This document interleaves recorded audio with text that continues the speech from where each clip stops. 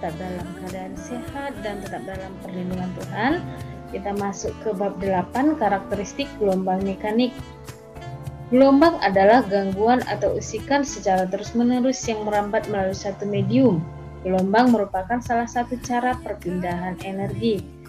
Nah, klasifikasi gelombang. Gelombang menurut arah perambatannya. Gelombang transversal.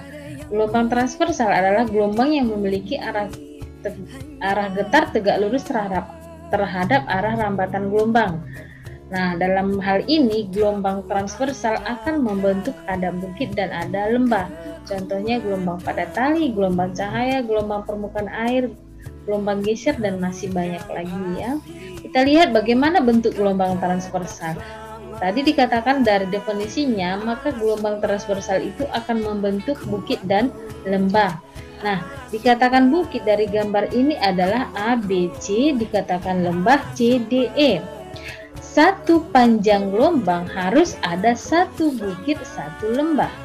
Berarti yang dikatakan dari gambar ini satu panjang gelombang adalah A, B, C, D, E.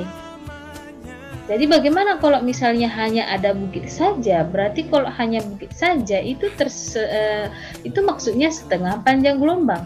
A, B, C menurut gambar ini ya, setengah panjang gelombang.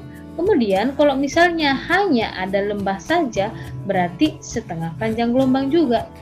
Nah, menurut gambar ini berarti ada satu setengah panjang gelombang ya. A, B, C, D, E itu satu panjang gelombang. A, B, C, D, E satu panjang gelombang.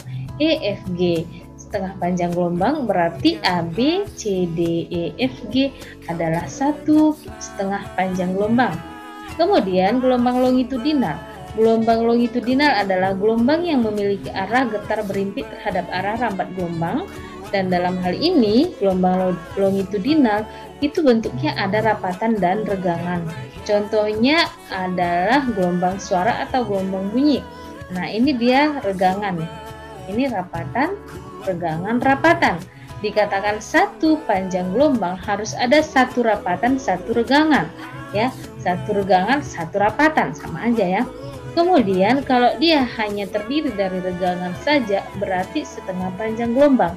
Dan kalau hanya terdiri dari rapatan saja, setengah panjang gelombang. Makanya dikatakan kalau satu panjang gelombang harus ada rapatan dan satu regangannya. Kemudian berdasarkan medium perambatannya terbagi atas dua, yaitu gelombang mekanik. Gelombang mekanik adalah gelombang yang membutuhkan medium untuk merambat. Berarti kalau nggak ada mediumnya maka gelombang tersebut nggak akan bisa merambat. Contohnya adalah gelombang bunyi, gelombang tali, dan gelombang air laut. Nah, kemudian gelombang elektromagnetik yaitu gelombang yang tidak membutuhkan medium untuk merambat. Contohnya adalah cahaya, gelombang radio, sinar X, sinar gamma, inframerah, dan sinar ultraviolet. Artinya kalaupun nggak ada medium maka contoh-contoh dari gelombang elektromagnetik ini dapat merambat ya. Kemudian berdasarkan amplitudonya, gelombang yang pertama gelombang berjalan. Gelombang berjalan adalah gelombang yang memiliki amplitudo tetap, artinya setiap titik yang dilalui gelombang amplitudonya selalu sama besar. Contohnya adalah gelombang air. Sementara gelombang stasioner yaitu gelombang yang merupakan perpaduan antara gelombang datang dan gelombang pantul yang amplitudo dan frekuensinya sama tetapi arah rambatannya berlawanan. Nah, khusus untuk gelombang berjalan dan stasioner akan kita bahas di materi berikutnya. Kemudian kita akan membahas besaran-besaran dalam gelombang. Yang pertama adalah amplitudo yang disimbolkan dengan A. Amplitudo adalah simpangan maksimum gelombang yang memiliki satuan meter, tapi tidak selamanya meter, kadang sentimeter ya. Kemudian yang kedua panjang gelombang, simbolnya lambda. Panjang gelombang adalah jarak antara dua puncak yang berdekatan atau jarak antara dua lembah yang berdekatan atau jarak antara dua rapatan atau dua regangan yang saling berdekatan. Nanti ini pun kita akan bahas pada gelombang berjalan dan gelombang stasioner ya. Kemudian yang tiga frekuensi gelombang, simbolnya F. Frekuensi adalah banyaknya gelombang yang bisa terbentuk setiap detik. Secara matematis dirumuskan F sama dengan N per T, dengan F frekuensi satuannya Hertz, N jumlah gelombang yang terbentuk, dan T waktu tempuh gelombang ya. Kemudian keempat, periode gelombang atau T. Periode adalah waktu yang dibutuhkan gelombang untuk menempuh satu panjang gelombang atau waktu yang dibutuhkan gelombang untuk melakukan satu kali putaran. Dirumuskan dengan T sama dengan,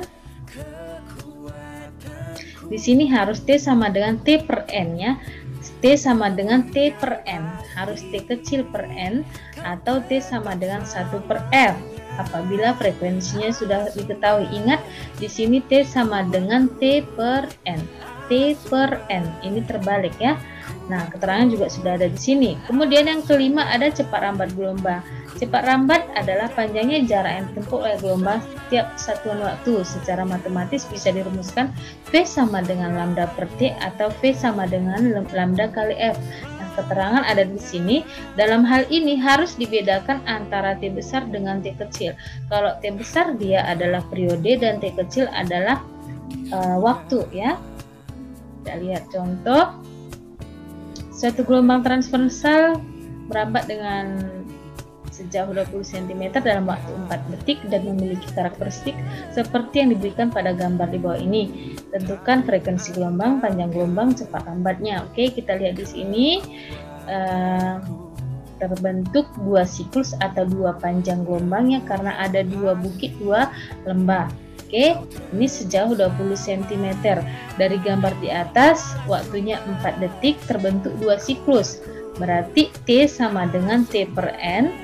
T-nya 4 per 2 panjang jumlah gelombangnya ya sama dengan 2 sekon, berarti periodenya 2 sekon. Maka bisa dicari F sama dengan 1 per T atau setengah atau sama dengan 0,5 Hz. Ingat, F ini enggak mesti kita gunakan 1 per T, boleh juga N per T ya, N per T. N-nya 2 ya, 2 panjang gelombang dan T-nya 4, berarti 2 per 4 0,5. Kemudian panjang gelombang lambda sama dengan S per N, berarti panjang sejauh terbentuknya gelombangnya yaitu 20 dan jumlah gelombangnya 10 cm, maka menjadi 0,1 meter. Kemudian cepat rambat gelombangnya ini diperoleh 0,05 meter per sekon. Nah, 0,05 meter per sekon ini 0,05 meter per sekon ini diperoleh dari lambda kali F, 0,1 kali 0,5 ya. Oke, itu materi kita untuk hari ini. Ada satu latihan, coba kamu kerjakan. Jangan pernah bermalas-malasan dalam melatih diri supaya terbiasa dan semakin dipahami. Tetap jaga kesehatan, jangan lupa menggunakan masker ketika keluar dari rumah dan cuci tangan setelah selesai melaksanakan kegiatan, dan tetap jaga jarak, jaga kesehatan, tetap semangat. Tuhan Yesus memberkati.